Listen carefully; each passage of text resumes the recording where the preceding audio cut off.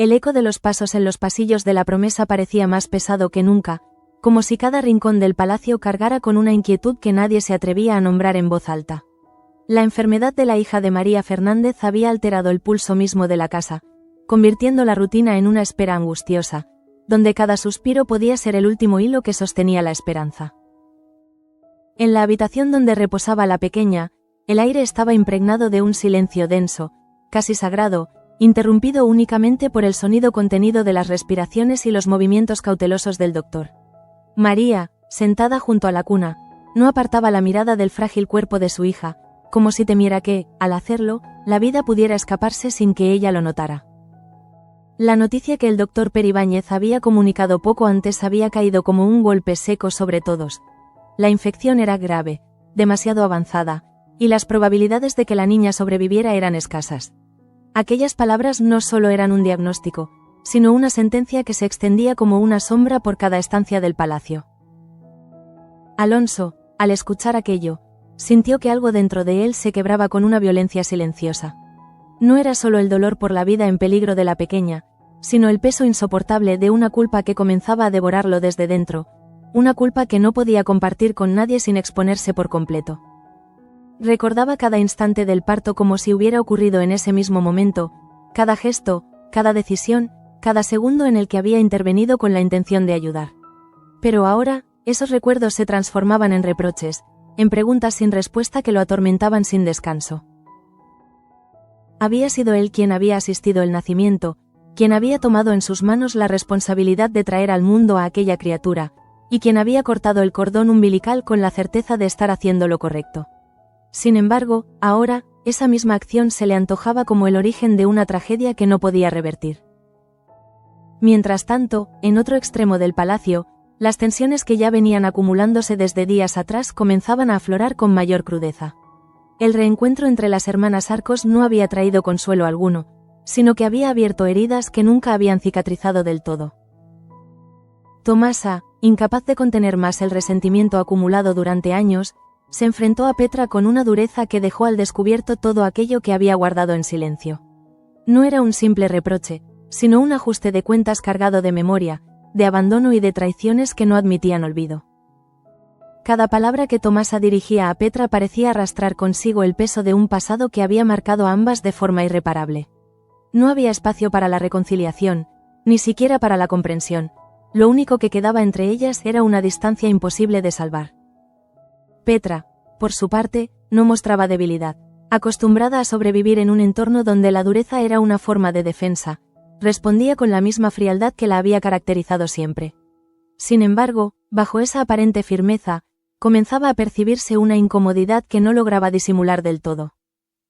El enfrentamiento entre ambas no solo era personal, sino que reflejaba el deterioro general de las relaciones dentro del servicio, donde cada gesto y cada decisión eran interpretados como una toma de posición en un conflicto que ya no podía ocultarse. En medio de ese clima enrarecido, la llegada de Máximo de Buenaventura había terminado de desestabilizar el delicado equilibrio de poder en la promesa. Su presencia no era discreta ni conciliadora, al contrario, imponía un estilo que chocaba frontalmente con las dinámicas que hasta entonces habían regido el palacio. Julio y Tomasa, alineados con él, no tardaron en hacer notar su posición, desafiando abiertamente a quienes llevaban años sosteniendo el funcionamiento interno de la casa. Sus exigencias, lejos de ser simples caprichos, eran una declaración de intenciones que marcaba un antes y un después. Pía y Teresa, acostumbradas a mantener el orden y la armonía en el servicio, se vieron desplazadas en gestos que, aunque aparentemente pequeños, tenían un significado profundo. El hecho de ser apartadas en momentos clave no era casual, sino una forma de reafirmar una nueva jerarquía que empezaba a imponerse. Leocadia observaba todo aquello con una inquietud creciente. Acostumbrada a ejercer una autoridad que nadie cuestionaba abiertamente, comenzaba a percibir cómo esa influencia se diluía ante la irrupción de una figura que no reconocía límites en su forma de actuar. No era solo una cuestión de poder, sino de control. Por primera vez en mucho tiempo, Leocadia sentía que las decisiones escapaban de su alcance, que las reglas que ella misma había contribuido a establecer podían ser reescritas sin que pudiera evitarlo. Mientras tanto, ajeno a muchas de esas tensiones, pero profundamente afectado por otras, Manuel buscaba a su padre con la urgencia de quien entiende que hay momentos en los que la compañía no puede sustituirse por palabras. Encontró a Alonso sumido en un silencio que no era habitual en él, un silencio cargado de pensamientos que parecían arrastrarlo hacia un lugar del que no sabía cómo salir. No hacía falta que dijera nada para que Manuel comprendiera la magnitud de su sufrimiento. Curro, que se unió poco después, compartía esa misma preocupación. Ambos sabían que no podían borrar lo ocurrido, ni aliviar completamente el dolor de Alonso, pero estaban decididos a no dejarlo enfrentarse solo a aquello que lo estaba destruyendo. La presencia de los dos jóvenes no era invasiva, sino firme y constante, como un sostén invisible que trataba de impedir que el marqués se hundiera del todo. En sus miradas no había juicio, sino comprensión, una comprensión que nacía tanto del afecto como de las propias heridas que cada uno arrastraba. Alonso, aunque agradecido en lo más profundo, apenas podía sostener la mirada de ninguno de los dos. La culpa le impedía aceptar consuelo, como si cualquier gesto de cercanía fuera un recordatorio más de su responsabilidad en lo sucedido. En otro rincón de la historia, Jacobo tomaba una decisión que, aunque aparentemente práctica, revelaba mucho más de lo que estaba dispuesto a admitir. Elegir ir solo a visitar a su familia no era un acto impulsivo, sino una elección calculada que dejaba al descubierto la distancia que lo separaba de Martina. La despedida entre ambos estuvo marcada por una frialdad que contrastaba con lo que se esperaría de una pareja unida. No hubo grandes gestos ni palabras cargadas de emoción, solo una aceptación silenciosa de que algo entre ellos no estaba funcionando como debería.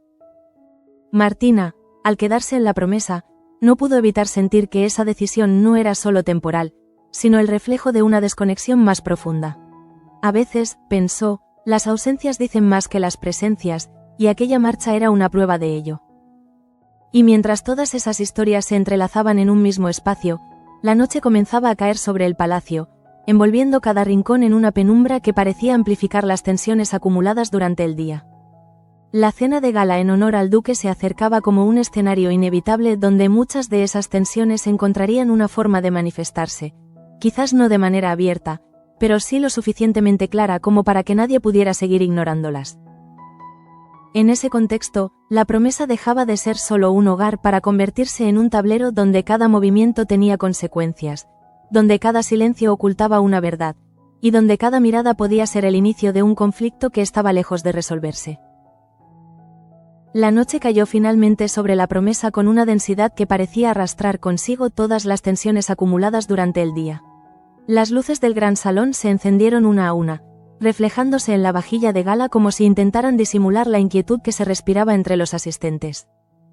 La cena en honor al duque no era solo un evento social, sino un escenario cuidadosamente dispuesto donde cada gesto, cada mirada y cada palabra podían inclinar el equilibrio de poder dentro del palacio. Nadie lo decía abiertamente, pero todos lo sentían. Mientras tanto, en la habitación donde permanecía la hija de María Fernández, el tiempo parecía haberse detenido. El sonido lejano de la música y las conversaciones apenas lograba atravesar la barrera invisible que separaba aquel espacio del resto del mundo, como si allí dentro la realidad siguiera otra lógica, más cruda y más implacable. María no se había movido del lado de su hija. Su cuerpo comenzaba a resentirse, pero no lo percibía. Toda su atención estaba volcada en la respiración débil de la pequeña, en ese hilo frágil que amenazaba con romperse en cualquier momento.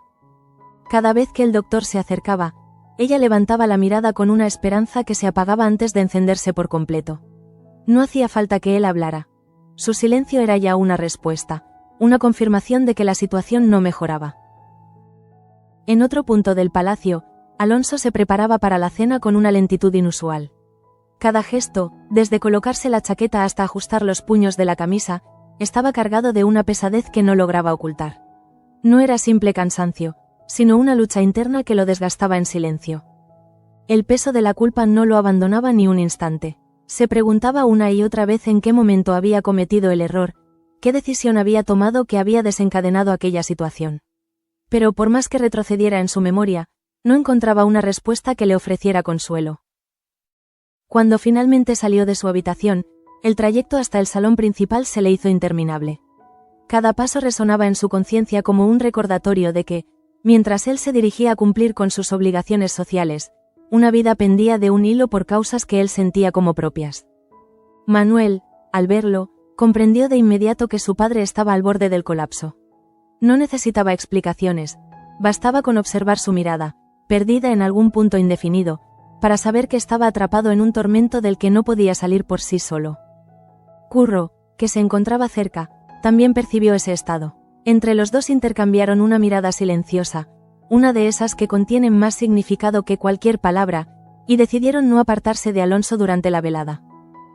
No se trataba de vigilarlo, sino de sostenerlo, de evitar que cayera en un abismo del que luego sería más difícil rescatarlo. Ambos sabían que, en situaciones como aquella, la presencia podía ser más valiosa que cualquier intento de consuelo verbal. Al entrar en el salón, el contraste fue brutal.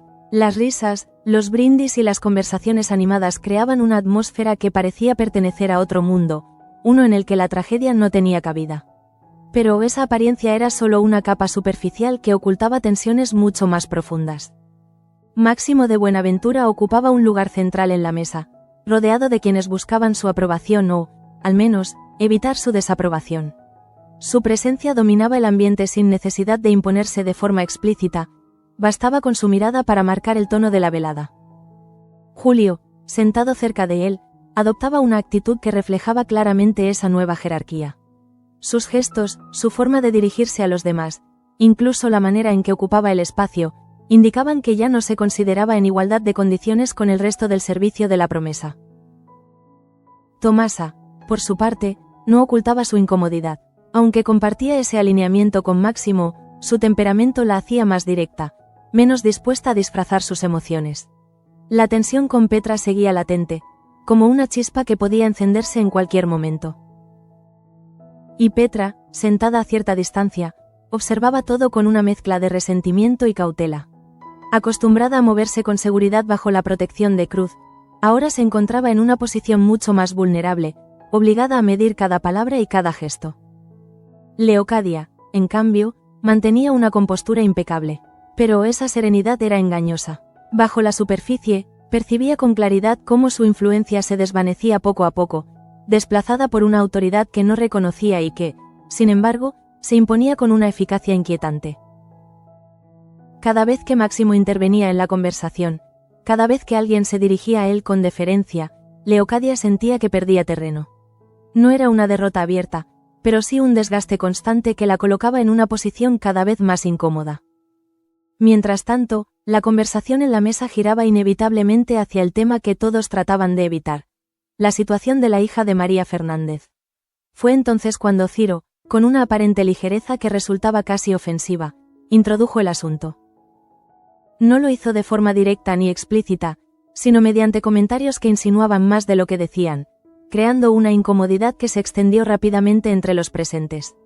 Lorenzo, lejos de suavizar la situación, se sumó a esa línea, reforzando el clima de tensión. Sus palabras, aunque cuidadosamente formuladas, tenían un efecto claro: poner en evidencia aquello que muchos preferían mantener en silencio. La tragedia que se desarrollaba en una parte del palacio irrumpía así en el espacio donde se celebraba la apariencia de normalidad. Máximo, al escuchar esas insinuaciones, mostró una sorpresa que no logró ocultar del todo. No tanto por la gravedad de la situación, sino por un detalle que hasta ese momento desconocía, que había sido el propio Alonso quien había asistido el parto. Ese dato, aparentemente secundario, adquiría un peso considerable en ese contexto.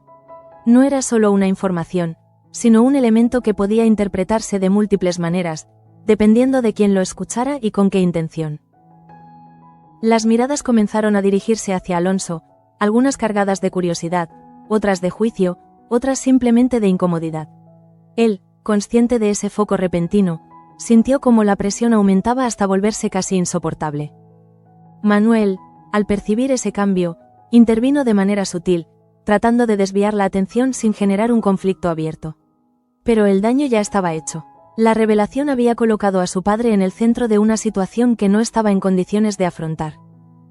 Curro, por su parte, permaneció atento, listo para intervenir si era necesario. Su postura no era desafiante, pero sí firme, como si estuviera dispuesto a proteger a Alonso no solo del juicio de los demás, sino también de sí mismo. La cena continuó, pero la atmósfera había cambiado de forma irreversible. Lo que había comenzado como una velada protocolaria se transformaba lentamente en un espacio donde las tensiones se filtraban a través de cada palabra, de cada silencio. En ese escenario, la promesa dejaba al descubierto su verdadera naturaleza. Un lugar donde las apariencias eran frágiles, donde los equilibrios podían romperse en cualquier momento, y donde cada personaje se veía obligado a enfrentarse no solo a los demás, sino también a sus propias contradicciones. Y en medio de todo ello, la figura de Alonso se erguía como el epicentro de una tormenta que apenas comenzaba a desatarse. La velada continuó avanzando con una lentitud incómoda, como si cada segundo estuviera cargado de una tensión que nadie podía disipar. Las palabras pronunciadas en la mesa empezaban a perder su ligereza inicial, y los silencios entre una conversación y otra se alargaban más de lo habitual, revelando una incomodidad compartida que nadie se atrevía a nombrar. Alonso permanecía sentado, con la mirada fija en algún punto indeterminado del salón, pero sin ver realmente nada.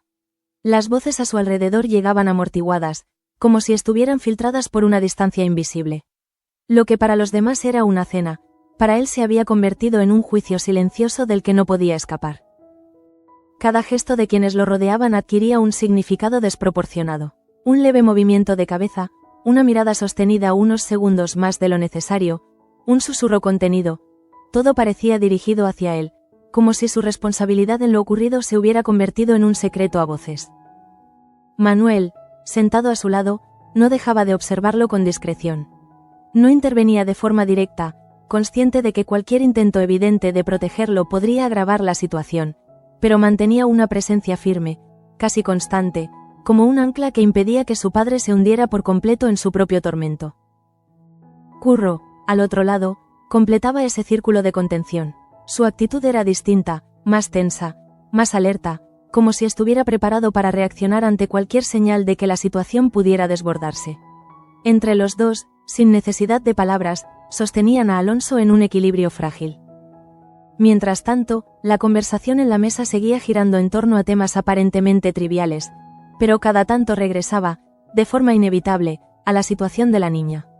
Era un regreso incómodo, casi forzado, como si todos sintieran la necesidad de mencionar aquello que intentaban evitar. Fue entonces cuando la intervención de Ciro volvió a alterar el ambiente. Su forma de hablar, aparentemente despreocupada, escondía una intención que no pasaba desapercibida para quienes sabían leer entre líneas. No buscaba consuelo ni comprensión, sino provocar una reacción. Lorenzo, con su habitual frialdad, reforzó ese tono. No elevó la voz ni utilizó palabras explícitas, pero cada frase estaba cuidadosamente elegida para mantener la tensión en el punto exacto en el que podía resultar más incómoda para Alonso. La combinación de ambos discursos creó una atmósfera en la que el dolor ajeno se convertía en un elemento más de la conversación, algo que podía ser analizado, comentado, incluso cuestionado, sin necesidad de asumir la responsabilidad emocional que implicaba. Máximo, que hasta ese momento había mantenido una postura más observadora, comenzó a interesarse de forma más directa. No lo hacía desde la empatía, sino desde una curiosidad que tenía más que ver con el control que con la preocupación real. Quería entender qué estaba ocurriendo, pero sobre todo, quería saber hasta qué punto esa situación podía afectar al equilibrio interno de la promesa. Porque en un lugar como aquel, ninguna debilidad era irrelevante, y cada grieta podía convertirse en una oportunidad. Cuando finalmente se hizo evidente que Alonso había estado directamente implicado en el parto, el silencio que siguió no fue inmediato, sino progresivo. Primero se redujeron las voces, luego se apagaron las risas, y finalmente, lo que quedó fue una quietud incómoda que lo envolvía todo. Alonso sintió ese cambio como una presión física. Era como si el aire se hubiera vuelto más denso, más difícil de respirar. Por un instante, pensó en levantarse, en abandonar la sala, en huir de aquel espacio que ya no podía sostener, pero algo lo detuvo. Quizás fue el orgullo, quizás la sensación de que retirarse sería una forma de admitir una culpa que aún no sabía cómo gestionar. O quizás fue simplemente la presencia de Manuel y Curro, que sin decir nada, le transmitían la necesidad de resistir. Leocadia, observando la escena desde su posición, comprendía perfectamente lo que estaba ocurriendo. No necesitaba que nadie lo explicara. Había vivido suficientes situaciones similares como para reconocer cuando una figura comenzaba a perder estabilidad dentro de una estructura de poder. Y eso era exactamente lo que estaba pasando con Alonso. No se trataba solo de un momento de debilidad personal, sino de una fractura en su autoridad, una grieta que podía ser explotada por quienes sabían moverse en ese tipo de escenarios. La presencia de Máximo, en ese sentido, resultaba especialmente significativa. No intervenía de forma directa, pero su simple observación era suficiente para alterar el comportamiento de los demás. Era un recordatorio constante de que había una mirada externa evaluando cada detalle. Mientras tanto, en la zona del servicio, la tensión adquiría una forma distinta, pero no menos intensa. Las decisiones tomadas durante la cena, especialmente aquellas relacionadas con los asientos y las jerarquías implícitas, habían dejado una huella clara. Pía y Teresa, apartadas en momentos clave, no podían evitar sentirse desplazadas. No era solo una cuestión de orgullo, sino de identidad. Durante años habían sostenido el funcionamiento del palacio, y ahora veían cómo su lugar era cuestionado sin necesidad de explicaciones. Ese desplazamiento no era casual. Formaba parte de una dinámica más amplia, en la que la llegada de nuevas figuras estaba redefiniendo los equilibrios existentes. Y en ese proceso, algunos quedaban inevitablemente relegados. Tomasa, consciente de esa transformación, no mostraba intención alguna de suavizar las cosas. Su enfrentamiento con Petra no había sido un episodio aislado, sino el inicio de una postura más firme, más decidida, que no estaba dispuesta a negociar. Petra, por su parte, comenzaba a experimentar una sensación que no le resultaba familiar, la inseguridad. Acostumbrada a moverse con ventaja, protegida por alianzas que ahora ya no existían con la misma fuerza, se veía obligada a replantear su posición. Ese cambio interno no era evidente a simple vista, pero se manifestaba en pequeños gestos, en miradas más cautelosas, en silencios más largos de lo habitual. Era el reflejo de alguien que, por primera vez en mucho tiempo, no tenía el control de la situación. En medio de todo ello, la figura de Leocadia seguía siendo central, pero ya no incuestionable. Su autoridad, que durante un tiempo había sido suficiente para mantener el orden, comenzaba a diluirse ante la presión de una estructura que se estaba reconfigurando. Y esa reconfiguración no respondía a una única causa, sino a la suma de múltiples factores: la presencia de Máximo, las tensiones internas, la situación de la niña, el estado emocional de Alonso. Todo contribuía a crear un escenario en el que las certezas desaparecían. La cena, que había comenzado como un acto protocolario, se había transformado en un espejo de las debilidades del palacio. Cada personaje, desde su posición, reflejaba una parte de ese desequilibrio, una pieza de un sistema que ya no funcionaba como antes. Cuando finalmente los platos comenzaron a retirarse y la velada se acercaba a su fin, no hubo una sensación de alivio, sino más bien de agotamiento. Era como si todos hubieran participado en algo que los había superado, aunque ninguno pudiera explicarlo con claridad. Alonso se levantó con dificultad, sostenido casi de manera imperceptible por Manuel y Curro. Su cuerpo estaba presente, pero su mente seguía atrapada en la habitación donde la niña luchaba por sobrevivir. Y en ese contraste entre la apariencia de normalidad y la realidad que se imponía con crudeza, la promesa mostraba una vez más su verdadera esencia. Un lugar donde las tragedias no se detienen ante las formalidades, y donde el dolor siempre encuentra la forma de salir a la superficie, incluso en los momentos en que más se intenta ocultarlo. El final de la cena no trajo consigo el alivio que muchos esperaban, sino una sensación más profunda de inquietud que se extendía como una niebla silenciosa por cada rincón de la promesa. Las conversaciones se apagaron lentamente, pero lo que quedaba en el ambiente no era calma, sino una tensión latente que parecía resistirse a desaparecer. Alonso abandonó el salón con un paso incierto, sostenido discretamente por Manuel y Curro, cuya cercanía se había convertido en el único soporte que le permitía mantenerse en pie, no solo físicamente, sino también emocionalmente. No era la debilidad de su cuerpo lo que preocupaba, sino el peso invisible que llevaba sobre los hombros. En su interior, la culpa había dejado de ser una emoción para convertirse en una certeza. Cada pensamiento lo llevaba de vuelta al mismo punto, a ese instante en el que había asumido el control del parto, convencido de estar ayudando, sin imaginar que aquella decisión se transformaría en un recuerdo imposible de soportar. Manuel lo acompañó en silencio hasta su despacho, evitando cualquier palabra que pudiera resultar inútil o invasiva. Había momentos en los que el lenguaje no alcanzaba, y este era uno de ellos. Bastaba con estar presente, con no apartarse, con ofrecer una cercanía que no exigía respuestas. Curro, al quedarse unos pasos atrás, observó la escena con una mezcla de preocupación y determinación. No solo veía a un hombre quebrado, sino a alguien cuya caída podía arrastrar consigo mucho más que su propia estabilidad. En La Promesa, las debilidades nunca eran individuales. Mientras tanto, en la habitación de la pequeña, la situación no mostraba signos de mejora. El doctor Peribáñez, tras una revisión minuciosa, evitó dar falsas esperanzas. Su expresión era la de alguien que había hecho todo lo posible y que ahora solo podía esperar. María, agotada, apenas podía sostenerse. Su cuerpo empezaba a ceder, pero su mente se negaba a desconectarse de la única cosa que le importaba: su hija. No lloraba, no gritaba, no suplicaba. Su dolor se había vuelto silencioso, profundo, como si ya no tuviera fuerza para manifestarse de otra forma.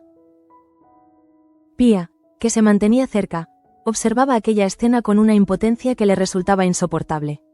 Había visto muchas injusticias a lo largo de su vida en La Promesa, pero pocas tan crueles como aquella. No había culpables visibles, no había enemigos claros, solo una tragedia que parecía no tener lógica. En ese contexto, la tensión entre el servicio continuaba creciendo, alimentada por los acontecimientos recientes y por una reorganización que nadie había pedido, pero que todos se veían obligados a aceptar.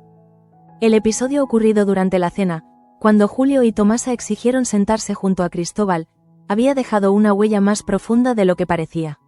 No se trataba solo de un cambio de asientos, sino de una declaración simbólica que alteraba las jerarquías establecidas. Pía y Teresa, apartadas sin explicación, sintieron que aquel gesto marcaba un antes y un después.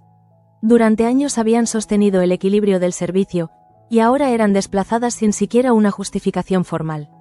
Aquello no era un accidente, era una decisión. Tomasa, lejos de mostrarse conciliadora, asumía su nueva posición con una firmeza que no dejaba espacio para la duda. Su enfrentamiento con Petra había sido solo el inicio de una actitud que ahora se extendía a otros ámbitos, como si hubiera decidido no volver a ceder nunca más. Petra, en cambio, comenzaba a comprender que el terreno sobre el que había construido su seguridad ya no existía. Sus alianzas se debilitaban, su influencia se reducía, y lo que antes era una posición dominante se transformaba lentamente en una situación de vulnerabilidad. Ese cambio no era inmediato ni evidente para todos, pero se percibía en los detalles, en su forma de observar a los demás, en la cautela con la que elegía sus palabras, en los silencios que comenzaban a sustituir a sus habituales intervenciones. Leocadia, desde su posición, analizaba cada uno de esos movimientos con una lucidez que no lograba tranquilizarla. Sabía que el poder no desaparece de un día para otro, pero también sabía que cuando comienza a erosionarse, rara vez se detiene por sí solo. La presencia de Máximo había alterado el equilibrio de forma irreversible. No era necesario que impusiera órdenes explícitas, bastaba con su actitud, con la forma en que ocupaba el espacio, con la naturalidad con la que asumía decisiones que antes le habrían correspondido a ella. Por primera vez desde su llegada a La Promesa, Leocadia sentía que no tenía el control total de la situación. Y esa sensación, más que cualquier enfrentamiento directo, era lo que realmente la inquietaba. En paralelo, la decisión de Jacobo empezaba a tener consecuencias que iban más allá de su ausencia física. Su marcha, aparentemente justificada, había dejado un vacío que Martina no podía ignorar. No se trataba solo de estar sola, sino de lo que esa soledad representaba. La frialdad de la despedida, la falta de emoción, la ausencia de palabras significativas, todo indicaba que la distancia entre ellos no era circunstancial, sino estructural. Martina, al recorrer los pasillos esa noche, no pudo evitar preguntarse en qué momento habían dejado de ser una pareja para convertirse en dos personas que compartían un espacio sin compartir realmente nada más. Ese pensamiento, aunque incómodo, comenzaba a tomar forma como una certeza difícil de eludir. Mientras tanto, en el despacho, Alonso permanecía en silencio, con la mirada fija en la oscuridad que se extendía más allá de la ventana. Manuel y Curro seguían allí, sin moverse, como si su sola presencia pudiera contener el derrumbe que parecía inevitable. No había palabras, no había explicaciones, no había consuelo posible. Solo un silencio compartido que, lejos de ser vacío, estaba cargado de todo aquello que ninguno sabía cómo expresar. En ese instante, La Promesa parecía contener la respiración. Cada historia, cada conflicto, cada emoción, se encontraba suspendida en un equilibrio precario, a la espera de un desenlace que nadie podía prever con certeza. Y en el centro de todo, la vida de una niña seguía pendiendo de un hilo, recordándole a todos que, más allá de las luchas de poder y las tensiones internas, había tragedias que no podían resolverse con estrategias ni decisiones, sino que simplemente sucedían, dejando a su paso un vacío imposible de llenar. La madrugada se instaló sobre la promesa con una quietud inquietante, como si incluso el tiempo se hubiera detenido a la espera de un desenlace inevitable. Las luces en la habitación de la pequeña seguían encendidas, testigos silenciosos de una lucha que se desarrollaba en un plano donde ya no había lugar para promesas ni consuelos. María permanecía junto a la cuna, con la mirada fija, incapaz de apartarse ni un instante. Su cuerpo había dejado de responder al cansancio, como si el dolor hubiera anulado cualquier otra sensación. No había lágrimas, no había palabras, solo una espera que se volvía cada vez más insoportable. El doctor Peribáñez, consciente de la gravedad de la situación, mantuvo una distancia respetuosa. Había hecho todo lo que estaba en su mano, y ahora el curso de los acontecimientos escapaba incluso a su experiencia. Su silencio, más que cualquier explicación, confirmaba que el margen de esperanza era casi inexistente. Pía, apoyada discretamente contra la pared, observaba sin intervenir. Había aprendido, con los años, que hay momentos en los que el acompañamiento no necesita gestos, sino presencia. Y en aquel instante, lo único que podía ofrecer era eso. No dejar sola a María en el momento más oscuro de su vida. Mientras tanto, en el despacho, Alonso seguía atrapado en un estado de introspección que rozaba la desesperación. Las palabras que había evitado durante toda la noche comenzaban a formarse en su interior, pero no encontraba la manera de pronunciarlas sin derrumbarse por completo. Manuel, que no se había separado de él, comprendía esa lucha interna. Sabía que su padre necesitaba hablar, pero también sabía que forzarlo podría ser contraproducente. Así que permanecía en silencio, esperando el momento en el que Alonso encontrara la fuerza para enfrentarse a aquello que lo consumía. Curro, por su parte, comenzaba a experimentar una inquietud distinta. Más allá del dolor compartido, había algo en la situación que no terminaba de encajarle del todo. No podía explicarlo con claridad, pero percibía una sensación de desorden, como si las piezas no estuvieran colocadas donde deberían. Ese presentimiento no era todavía una sospecha concreta, pero sí una alerta que comenzaba a tomar forma en su interior, impulsándolo a observar con más atención todo lo que ocurría a su alrededor. En otra parte del palacio, Leocadia recorría los pasillos con una calma calculada, pero su mente trabajaba sin descanso. La pérdida de control que había percibido durante la cena no era algo que estuviera dispuesta a aceptar sin más. Cada gesto de Máximo, cada decisión que se tomaba sin contar con ella, era interpretado como un desafío directo a su autoridad. Y aunque no reaccionaba de forma visible, comenzaba a replantearse su posición dentro de una estructura que ya no respondía a sus reglas. Sabía que el poder no se mantiene únicamente con presencia, sino con influencia, y que esa influencia debía ser reafirmada constantemente. Lo que había ocurrido aquella noche era una señal clara de que debía actuar, aunque todavía no tuviera definida la forma. Al mismo tiempo, en el ala del servicio, el ambiente estaba lejos de haberse calmado. Las tensiones entre Tomasa y Petra seguían latentes, y aunque no había habido un nuevo enfrentamiento directo, la distancia entre ambas era ahora más evidente que nunca. Tomasa se movía con una determinación que no dejaba espacio para la duda. Su actitud no era provocadora, pero tampoco conciliadora. Era la postura de alguien que ha decidido no retroceder, independientemente de las consecuencias.